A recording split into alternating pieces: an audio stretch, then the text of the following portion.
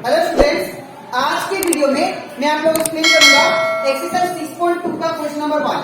हम लोग class 10 maths का चैप्टर 6 करे थे, दैट इज ट्रायंगल। इसके पिछले वीडियो में मैंने आप लोग को एक्सप्लेन किया था एक्सरसाइज 6.1 और उसका एग्जाम्पल क्वेश्चन इस चैप्टर का, और उसी के साथ साथ मैंने आप लोग को इस चैप्टर का चैप्टर 6 का इंट्रोडक्शन भी मैंने आप लोग को एक्सप्लेन कर दिया, ताकि आप लोग का एमसीक्यू क्वेश्चन में वो हेल्पफुल हो। ठीक है, और इसी के साथ साथ मैंने आप लोग को अभी तक क्लास 10 मैथ्स का चैप्टर 1, चैप्टर 2, चैप्टर 6 और चैप्टर रिवीजन, उसमें का हर एक क्वेश्चन एनसीईआरटी का मैंने सारा आप लोगों को एक्सप्लेन कर दिया। ठीक है, और एग्जाम्पल क्वेश्चन जो था एनसीईआरटी में वो भी मैंने एक्सप्लेन कर दिया। ठीक है, तो अगर आपको सारा क्वेश्चन अच्छे से सीखना है तो आप लोग उसको मेरे यूट्यूब चैनल में जाके देख सकते हो। ठीक है, तो स्टार्ट करते हैं क्लास। यहाँ पे हम लोग बोला गया है एक्सरसाइज 6.2 क्वेश्चन नंबर 1 में, that is in figure 1 and figure 2। ये आपका फिगर 1 है और ये आपका फिगर 2 है। ठीक है, अब ये दोनों फिगर में डी पैरेलल टू बीसी, ये वाला फिगर में जो डी है वो किसके पैरेलल है? बीसी का। ठीक है, और यहाँ पे अगर डी पैरेलल है बीसी का, ठीक है, डी पैरेलल है बीसी का, तो हम लोग को ये ईसी का पार्ट निकालना। ठीक है, ये वाला ईसी का पार्ट, और यहाँ पे फिगर नंबर 2 में दिया गया है कि अगर डी पैरेलल है बीसी का तो आप लोग कौन सा पार्ट निकालो? एडी पार्ट, ये वाला एडी पार्ट, ये वाला।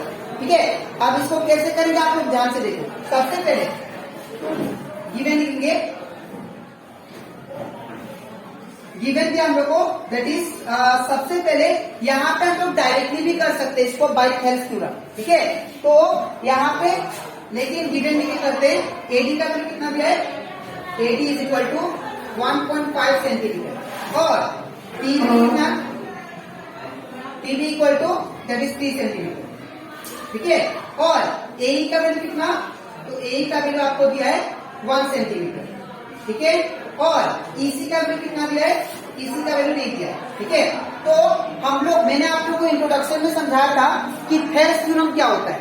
थेल्स थ्योरम और बेसिक प्रोपोर्शनलिटी थ्योरम ये कहता है कि अगर कोई भी ट्रायंगल को कोई दूसरा लाइन एक ड्रॉ करते हैं जो कि तीसरा साइड का पैरेलल हो, ये फर्स्ट साइड है ट्रायंगल का, ये सेकेंड साइड है, ये थर्ड साइड है। अगर थर्ड साइड का ट्रायंगल का एक लाइन पैरेलल ड्रॉ करते हैं, तो अगर ये लाइन पैरेलल है तो याद रखिएगा ये दोनों, ये जो लाइन है ये ट्रायंगल को दो क्या करेगा, इनका जो रेशियो होगा वो आपस में इक्वल होगा। ठीक है, मैं फिर से बोल रहा हूँ, बाय थेल्स थ्योरम ये कहता है कि अगर हम लोग एक लाइन ड्रॉ करें कोई भी ट्रायंगल का थर्ड साइड का इक्वल, थर्ड साइड का पैरेलल, तो ये लाइन, ये जो लाइन है ये थर्ड साइड का पैरेलल है, तो ये जो लाइन है ये ट्रायंगल को इक्वल, ये ट्रायंगल का साइड को इक्वल रेशियो में डिवाइड करेगा। ठीक है, तो हम लोग लिख सकते हैं यहाँ पे बाय थेल्स थ्योरम। तो थेल्स थ्योरम के अकॉर्डिंग क्या था? That is AD by DB, AD by DB is equal to that is AE by EC, AE by EC. ठीक है, अब इसके बाद अगर आप, तो यहाँ पे एडी का वैल्यू कितना दिया? 1.5, तो यहाँ पे क्या हुआ? एडी की जगह पे 1.5, तो 1.5 आ गया डिवाइडेड बाई, और डीबी का वैल्यू कितना दिया? 3, तो यहाँ पे 3 इक्वल टू, और एई का वैल्यू कितना दिया? 1, तो यहाँ पे 1, और ईसी का वैल्यू कितना दिया? नहीं दिया, तो ईसी का ईसी। ठीक है, अब हम लोग क्या करना पड़ेगा? Cross multiply. कैसे करेंगे ध्यान से देखिए। सबसे पहले यहाँ पे मैं इसको पॉइंट से हटा देता हूँ 15 को, तो अगर 15 को पॉइंट से हटाऊंगा तो क्या होगा? 15 बाई ये 10, ये कितना आएगा? 15 बाई 10, और नीचे क्या दिया है? 3 इक्वल टू 1 बाई ईसी।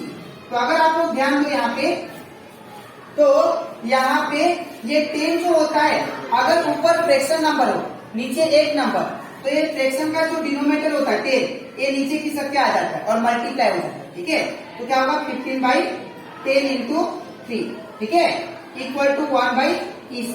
तो अगर देखो यहाँ पे 15, ये कितना आएगा 15 और ये 10 3 जा 30 इक्वल टू 1/EC, ठीक है। अब 15 1 जा 15, 15 2 जा 30, तो ये कितना आ गया 1/2 इज इक्वल टू 1/EC, ठीक है। और इसको हमें तो EC का वैल्यू चाहिए, तो EC का वैल्यू फाइंड करने के लिए हमें रेसिप्रोकल करना पड़ेगा। तो यहाँ पे इसको रेसिप्रोकल कर दीजिए, तो 2 इक्वल टू क्या आएगा EC, और EC इक्वल टू कितना आ गया 2 सेंटीमीटर, ठीक है। तो यहाँ पे ये हमारा EC का वैल्यू फाइंड हो गया। अब हम लोग करते हैं क्वेश्चन नंबर 2।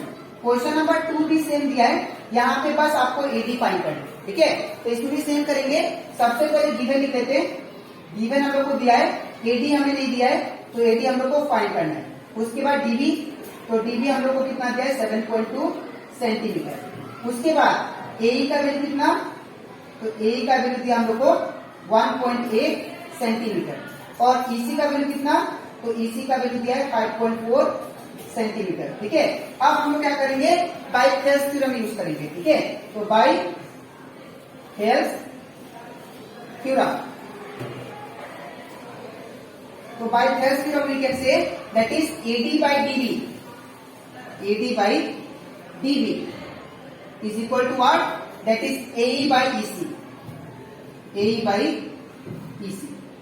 ठीक है।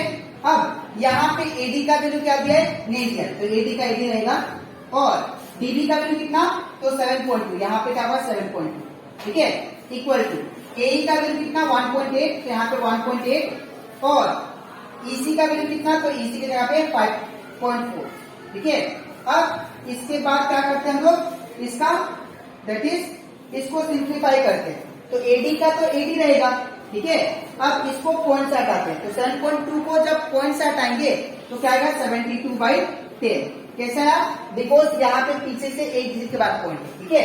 अब इक्वल टू, अब यहाँ पे देखिए इसको पॉइंट से, दोनों को पॉइंट से हटाते हैं, तो क्या आएगा 18/10 डिवाइडेड बाई, यहाँ पे क्या होगा 54/10। अब ये 10 से 10 कैंसिल, और 18 1 18, 18 3 कितना होगा 54, ठीक है। तो यहाँ पे कितना आ गया, अब ये 10 जो है ऊपर चला जाएगा, तो 10 AD हो जाएगा, और नीचे कितना बचा 72 इक्वल टू, और इधर क्या बचा 1/3, और यहाँ पे आप क्रॉस मल्टीप्लाई कर देते हैं, तो यहाँ पे 3 10 का कितना होगा 30 AD इक्वल टू 72 1 72। अब AD को जब सिंगल छोड़ेंगे तो 30 का जाएगा नीचे, ठीक है। तो AD इक्वल टू कितना होगा, दैट इज 72/30 सेंटीमीटर, ठीक है। तो ये भी हमारा वैल्यू फाइंड हो जाता है, ठीक है। तो यहाँ से एक्सरसाइज 6.2 का क्वेश्चन नंबर 1 मैंने कंप्लीट करवा दिया, ठीक है। तो आज की वीडियो में मैंने आपको एक्सप्लेन किया एक्सरसाइज 6.2 का क्वेश्चन नंबर 1। अब इसके नेक्स्ट वीडियो में मैं आपको सिखाऊंगा एक्सरसाइज 6.2 का क्वेश्चन नंबर 2, ठीक है। तो आज के लिए मिलते हैं नेक्स्ट वीडियो में।